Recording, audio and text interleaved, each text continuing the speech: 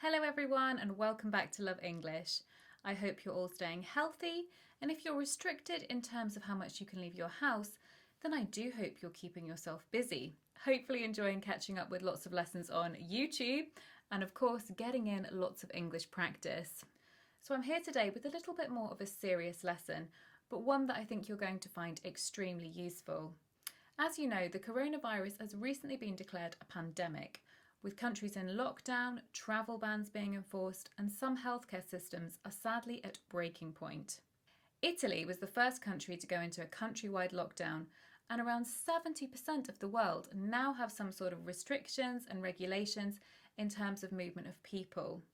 Many countries have also shut their borders and are not allowing any more inbound flights. And to top it all off, there's panic buying. You can't find toilet roll or pasta or eggs in the supermarkets in the UK. Everyone seems to be stockpiling the necessities. Well, what does all this mean? And importantly, do you understand the key vocabulary being used to discuss this topic? As let's face it, we are bombarded with it on the news these days. So in this lesson, we'll be looking at a lot of the keywords and phrases that you need to know when you're watching the news or following the news and updates about the coronavirus in English.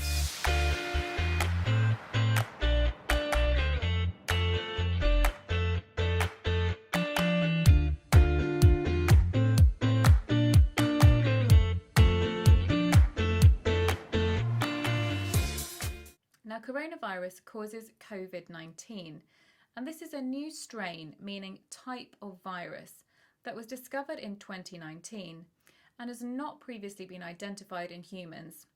It's a zoonotic disease, which means it crossed from animals to humans. Scientists think probably through a bat. Now, words you will hear very often are pandemic and epidemic. So first of all, a pandemic is an outbreak of a disease that occurs over a wide geographic area and affects an exceptionally high proportion of the population. For you language geeks out there, you might like to know that the prefix pan means all or everywhere, and this comes from the Greek language. So the World Health Organization declared the coronavirus as a pandemic as it had spread to a large enough percentage of the world to fall into that category. Now, an epidemic is slightly different. An epidemic is the appearance of a particular disease in a large number of people at the same time, but not necessarily over such a wide geographical area. For example, flu epidemics are common in the winter in the UK. Now, another word you might have heard is endemic. An endemic is an adjective as well, and this is especially of a disease or a condition regularly found and very common among a particular group or in a particular area. So it has a negative meaning. So it's where something negative is found commonly in that particular area or that particular group. For example, malaria is endemic in many of the hotter regions of the world. Or cheating and plagiarism of essays was found to be endemic in the school. The next one is outbreak. This is the phrasal verb but pushed together and made into a noun. And this means the sudden start of a virus or a war. For example, the outbreak of the virus began in Wuhan in China in 2019. You can also say that you have an outbreak of acne, spots all over the face, which is pretty unpleasant as well. The next one is asymptomatic, which means showing no symptoms of a particular disease. Some people who may be carrying the virus are actually asymptomatic, meaning showing no symptoms at all. That's why it's particularly hard to detect the coronavirus, as a person can have it and yet they may show no symptoms, they may just be carrying it. If we put a before something, this prefix, this can often make it neutral or mean not. The next one is contagious. Yawning is contagious. So is laughing.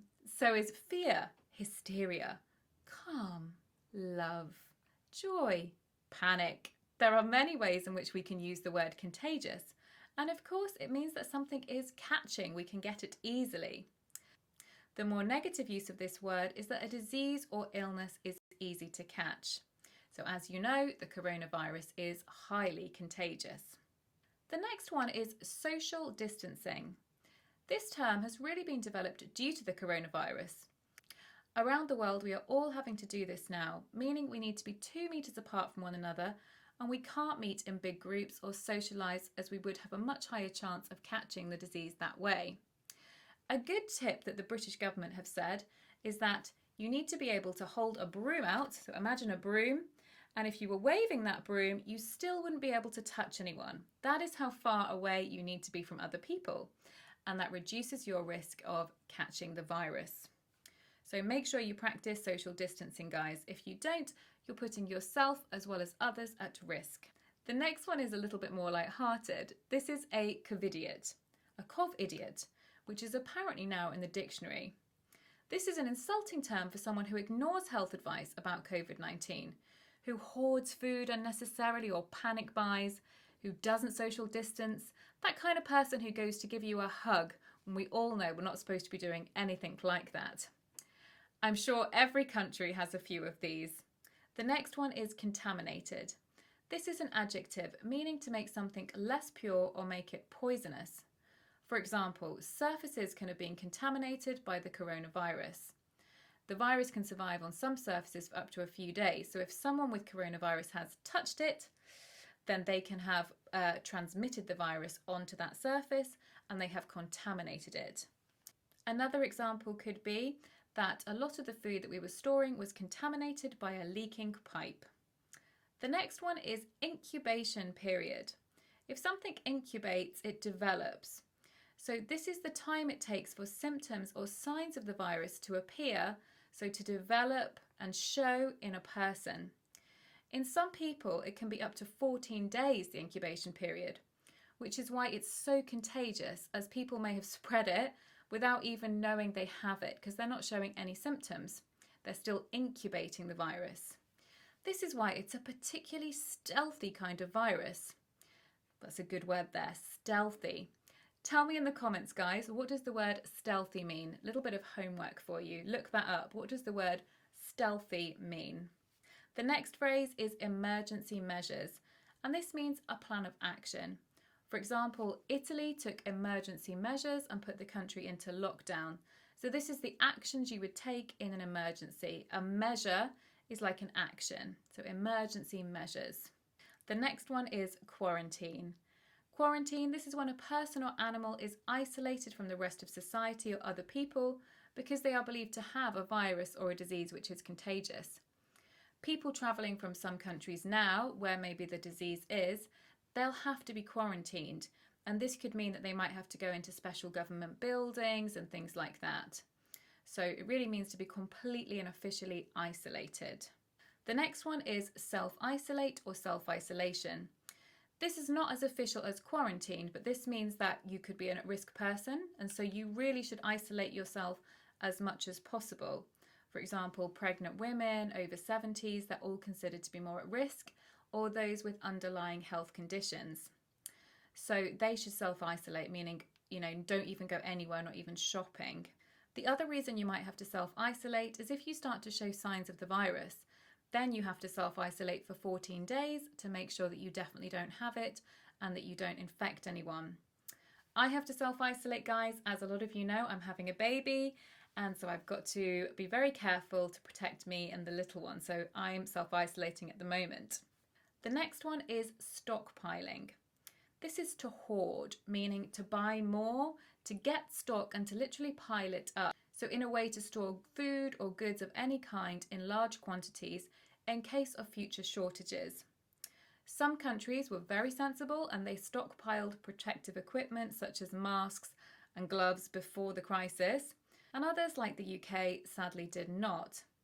Some people in the UK have stockpiled toilet roll, which was particularly annoying. There was quite a few days where I remember my family, we couldn't actually find any toilet paper in the shops. We did still have enough to last, but I remember that it was a little bit difficult for us to find it. What have people been stockpiling in your country, guys? Tell me about that in the comments below. Perhaps eggs or paracetamol. Let me hear about that in the comments below. The next one is to work remotely, to work from home. A lot of people since the virus are working from home, which we often call working remotely. So we're working away from the office. This is why we use the word remote, which can mean to be away. The next one is lockdown. You're going to hear this word a lot because we're all in lockdown now. It's quite a dramatic word though. It came from the prisons. If a prison was in lockdown, it was that there was some kind of emergency, so all the prisoners had to be shut in their cells. So we're all confined in our houses now, so I guess it's an appropriate word. And obviously we can't move between regions, towns, cities, countries. So yes, we're in lockdown. The next one is death toll. This one is rather somber, I'm afraid. And this means the amount of people who have died from something. So you can talk about the daily death toll, or you can talk about the yearly death toll, or the weekly death toll. And sadly, these have been quite high in many countries. Let's hope and pray that these start to decrease very soon. The next one is a phrasal verb, to ramp up, to ramp up. This is a large increase in activity or in the level of something. So someone puts more effort into something, or a group of people put a lot more effort into it. They accelerate it quickly. For example, if we say we have a ramp up in orders, this means a big increase in orders. The reason I included this is because on the news you might hear the government are ramping up their measures to combat the coronavirus, and this means increasing, accelerating their measures, ramping up. The next one is to contract something. So the stress is on the second syllable, not on the first, like in the noun, which would be a contract. This is to contract. So this is the verb that we use when referring to getting the virus. If we contract it, it means we get it, and this can be for many viruses. So obviously this is just the specific collocation to contract an illness or a virus. Guys, I really hope that you don't contract the coronavirus. Make sure you stay safe. Wash your hands a lot. That's very, very important.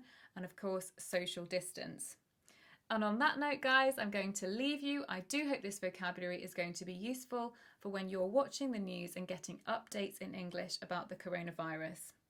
Stay safe, everyone, and keep washing your hands. We'll see you soon on Love English. Bye-bye.